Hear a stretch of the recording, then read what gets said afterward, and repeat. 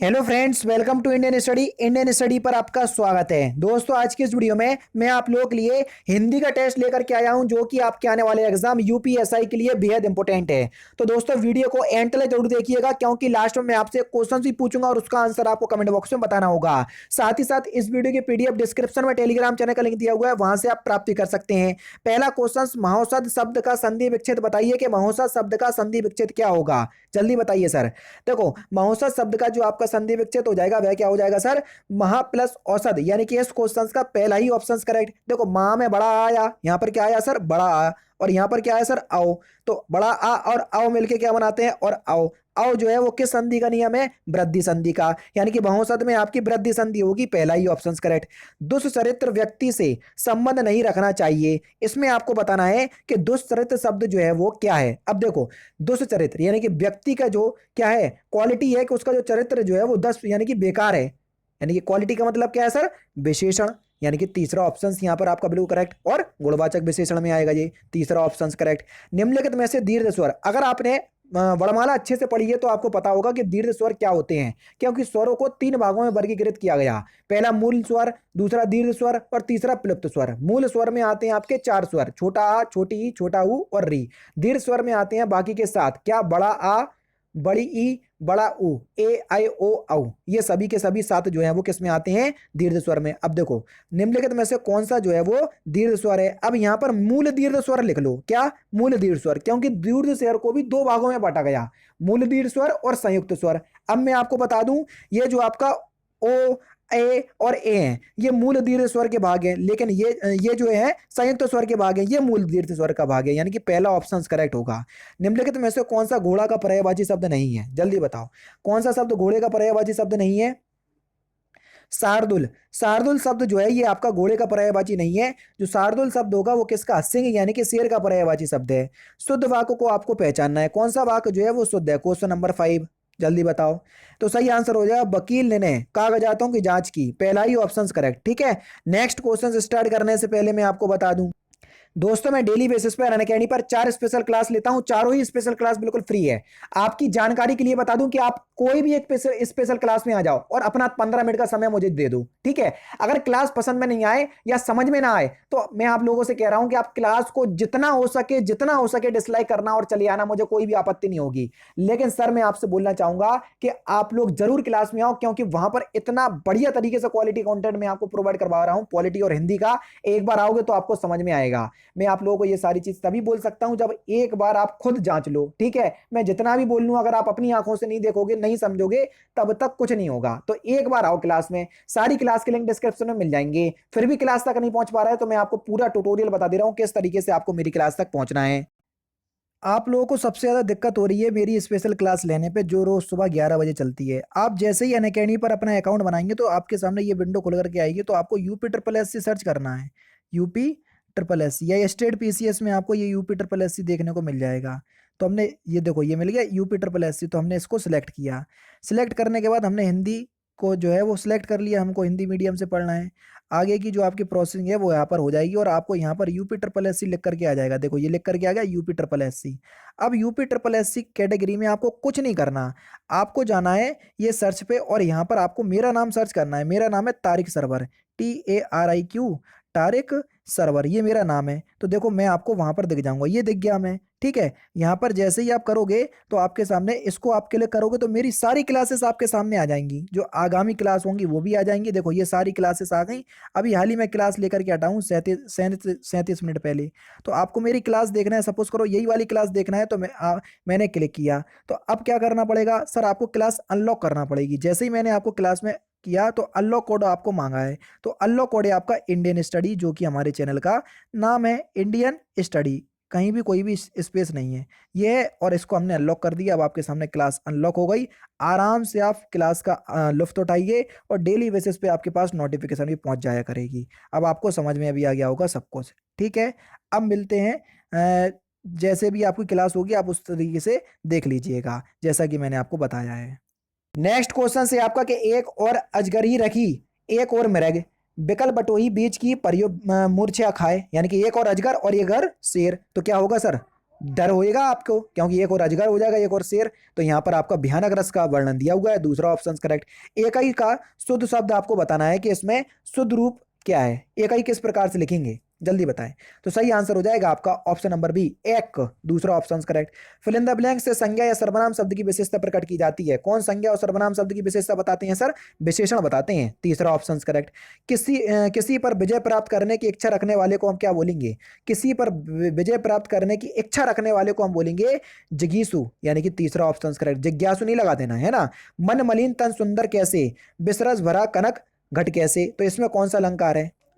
तो यहां पर आपका दृष्टांत अलंकार है, पहला ऑप्शन करेक्ट। दृष्टांत अलंकार जो है वो बिंब प्रतिबिंब बताया जाता है। अगर आपको नहीं पता है तो आप आओ अनअकैडमी पर, मैं आपको सब कुछ बता चुका हूं। चंद्रमा के लिए सही पर्यायवाची वाले शब्दों की एक पंक्ति को चुनिए, जल्दी बताओ।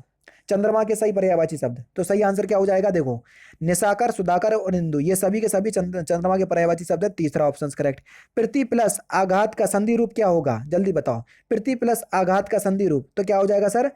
प्रत्याघात, यानी कि इस क्वेश्चन का पहला ही ऑप्शन करेक्ट। और यहां पर यण संधि होगी। नीलकंठ में कौन सा समास है, जल्दी बताओ। नीलकंठ, अब देखो नीलकंठ जो है भगवान का नाम है, और जितने ही भगवान के नाम है बहुब्रीहि समास में है, तो तीसरा ऑप्शन करेक्ट। भारत में निर्धनता निर्मूल कार्य फिल इन द ब्लैंक्स गति से नहीं रोका जा सकता। आपको फिल इन द ब्लैंक्स के स्थान पर बताना है। भारत में निर्धनता निर्मूलन कार्य प्रशंसनीय गति से नहीं हो सकता, यानी कि तीसरा ऑप्शन बिल्कुल करेक्ट है। नेक्स्ट क्वेश्चन सर आपके सामने, लाखों लोगों ने इसे महसूस किया, वाक्य में विशेषण बताइए। कौन सा शब्द जो है वो विशेषण शब्द है?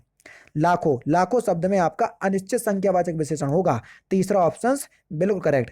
मनचाही वस्तु के नष्ट होने या उसका कोई अनिष्ट होने पर हृदय का जो संवेदना होना किस प्रकार का रस है? नष्ट हो रही, कोई भी आपकी प्रिय चीज नष्ट हो जाए, मोबाइल ही नष्ट हो जाए तो क्या होगा? कष्ट होगा, शोक होगा, तो वहां पर करुण रस होगा, दूसरा ऑप्शन करेक्ट। राजभाषा उसे उस भाषा को कहते हैं जिस भाषा के द्वारा, राजभाषा उस भाषा को कहते हैं जिस भाषा के द्वारा किसी राज्य के प्रशासनिक कार्यों को संपन्न किया जाता है, पहला ही ऑप्शन यहाँ पर आपका बिल्कुल करेक्ट। स्वरों की मात्राओं तथा अनुस्वर तथा विसर्ग रहित व्यंजन वर्ण की परंपरा को क्या कहते हैं? तो इनको हम क्या कहते हैं सर? वाराखड़ी कहते हैं, पहला ही ऑप्शन करेक्ट। वाक्य भेद में मात्राओं पर वाक्य का नाम बताइए। मैंने उसे बहुत समझाया परंतु वह नहीं समझी। अब देखो, परंतु से वाक्य जुड़ा, जब परंतु से, लेकिन से, किंतु से, तथा से, अथा से वाक्य जुड़े तो वहां संयुक्त वाक्य होता है, तीसरा ऑप्शन करेक्ट। निम्नलिखित में से कहावत का सही अर्थ बताइए। चूहे के चाम से नगाड़े नहीं मढ़े जाते, इसका सही अर्थ क्या है? तो सही आंसर हो जाएगा सीमित साधनों से बड़े काम नहीं होते, चौथा ऑप्शन करेक्ट। यदि उपमेय उपमान में बिंब प्रतिबिंब का भाव हो तो वहां कौन सा अलंकार होता? अभी हाल ही बताया था मैंने कि उपमेय उपमान में बिंब प्रतिबिंब का भाव हो तो वहां दृष्टांत अलंकार होता है, तीसरा ऑप्शन करेक्ट। नेक्स्ट क्वेश्चन आपके सामने देख लीजिए। एक वाक्य उसको उसके किस भाग में त्रुटि गलती है वही बताना है। गांधी जी पक्के ईश्वर के भक्त थे। अब बताओ, गांधी जी पक्के ईश्वर के, गांधी जी ईश्वर के पक्के भक्त थे, ये ठीक होगा। तो इसके दूसरे ही पार्ट में गलती दी हुई है सर, दूसरा ऑप्शन यहाँ पर आपका बिल्कुल करेक्ट। बोली किसकी छोटी इकाई है? बोली, बोली किसकी छोटी इकाई है? तो बोली जो है वो भाषा की छोटी इकाई है, पहला ही ऑप्शन करेक्ट। नी उपसर्ग से बना शब्द निम्नलिखित में से कौन सा है? जल्दी बताओ, नी उपसर्ग से बना शब्द तो कौन सा है? नितांत, पहला ही ऑप्शन करेक्ट। अर्ध तत्सम शब्द आपको बताना है कि कौन सा शब्द जो है वो अर्ध तत्सम शब्द है। देखो, अक्षर, अक्षर शब्द जो है ये अक्षर शब्द का क्या है? अर्ध समसम, यानी कि ये तत्सम है, ये अर्ध तत्सम है, और अक्षर का जो तद्भव होगा वो होगा अखर, ठीक है? ये तद्भव है, ये तत्सम है, ये अर्ध तत्सम है। समझ गए सभी कुछ? नेक्स्ट क्वेश्चन, जटिल का आपको विलोम शब्द बताना है कि जटिल का विलोम शब्द क्या होगा। तो जटिल का विलोम शब्द हो जाएगा सर सरल, तीसरा ऑप्शन करेक्ट। मन माना का सही समासिक विग्रह आपको बताना है। मन माना कि इसमें कौन सा समासिक विग्रह आपको करना है, सही आंसर क्या होगा जल्दी बताइए। मन से माना, पहला ही ऑप्शन करेक्ट। मुक्तक का दूसरा प्रसिद्ध नाम क्या है? मुक्तक, मुक्तक जो है वो एक छंद है, इसका दूसरा प्रसिद्ध नाम क्या है? तो सही आंसर आपका क्या हो जाएगा सर? कवित्त, पहला ही ऑप्शन करेक्ट। नेक्स्ट को इसे मनहर भी कहते हैं, ध्यान रखना। मुहावरों का सही अर्थ आपको बताना है। देखो, एक ही क्वेश्चन में 4 क्वेश्चन पूछ लिए एग्जामिनर ने। तू मैं करना, इसका मतलब क्या है सर? तू मैं करना यानी कि झगड़ा करना। पहाड़ टूटना यानी कि भारी कष्ट आ जाना, यानी कि पहला जो है वो ई से मिलेगा और दूसरा जो है वो आ से मिलेगा। पहला ई से किस में मिला? इसमें नहीं मिला, इसमें मिला। और किस में? बड़ी ई से मिला, गलत है। छोटे आ से मिला, गलत। दूसरा ही ऑप्शन करेक्ट है, बस दूसरा ऑप्शन करेक्ट। आशातीत में कौन सा तत्पुरुष समास है? उनने तत्पुरुष तो बोल दिया, कौन सा तत्पुरुष समास है आशातीत? अब देखो, आशातीत यानी कि आशा से परे, यही होगा, आशा से परे या आशा से दूर। तो यहां पर देखो से कारक चिन्ह का यूज दूर होने के लिए हो रहा, अलग होने के लिए हो रहा, अपादान होगा, पहला ही ऑप्शन करेक्ट। अवली और आविल का अर्थ बताना है। अवली और आविल, देखो अवली माने होता है पंक्ति और आविल माने होता है गंदा, चौथा option correct. Next question sir आपके सामने, सुमुखी छंद में कितने वर्ण होते हैं, जल्दी बताओ, सुमुखी छंद में कितने वर्ण होते हैं। तो सुमुखी छंद में कितने वर्ण होते हैं सर, तो आपका सही आंसर हो जाएगा 23। ये जो है वो एक सवैया का भाग है, क्योंकि सवैया में 22 से लेकर 26 वर्ण होते हैं। सवैया कई प्रकार का होता है, मदरा सवैया, सुंदरी सवैया, सुमुखी सवैया, इसी तरीके से। तो पहला ऑप्शन जो है वो आपका बिल्कुल करेक्ट होगा। निम्नलिखित में से तत्सम की दृष्टि से एक युग्म अशुद्ध है, वो आपको बताना है, कौन सा गलत है, जल्दी बताओ। तो सही आंसर हो जाएगा सूकर का बलि दर्द, यानी कि इस क्वेश्चन का दूसरा ऑप्शन जो है वो आपका बिल्कुल क्या हो जाएगा सर, करेक्ट हो जाएगा। ठीक है। नेक्स्ट क्वेश्चन, कवि का स्त्रीलिंग शब्द, कई बार आपसे पूछा जा चुका है। तो सर कवि का स्त्रीलिंग शब्द होगा कवित्री, तीसरा ऑप्शन यहाँ पर आपका बिल्कुल करेक्ट। नेक्स्ट क्वेश्चन, वह हमेशा अपने भाई के गीत गाता रहता है, वाक्य में फिल इन द ब्लैंक्स आपको बताना है कि कौन सा पद जो है वो अव्यय पद है। तो सही आंसर हो जाएगा हमेशा शब्द जो है वो अव्यय है, दूसरा ऑप्शन करेक्ट। निम्नलिखित में से कौन सा वाक्य कर्मवाचक का उदाहरण है। अब देखो कर्मवाचक का, अब इस ऑप्शंस में ऑप्शंस ऐसे दिए जहां पर कर्म की प्रधानता होती है वहीं पर कर्म का संबंध क्रिया से हो वहीं पर कर्मवाचक होता है, लेकिन डेफिनेशन से पता नहीं चल रहा।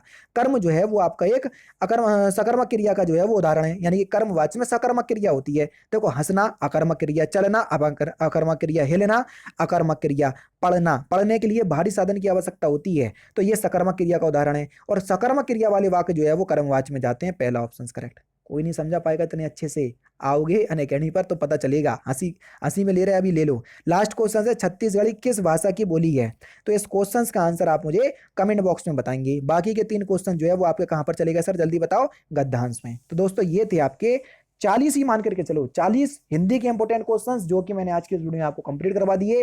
वीडियो अगर आपको अच्छी लगी हो तो प्लीज दोस्तों वीडियो को लाइक और शेयर जरूर कर दीजिएगा। तो दोस्तों फिलहाल की वीडियो में सिर्फ इतना ही। अगर आपको वीडियो पसंद आए तो प्लीज दोस्तों वीडियो को लाइक कीजिए, शेयर कीजिए और साथ ही साथ हमारे चैनल को सब्सक्राइब करना ना भूलें, क्योंकि मैं रोजाना इसी तरह की वीडियो आप लोगों के लिए लाता रहता हूं। नमस्कार दोस्तों, जय हिंद, जय भारत।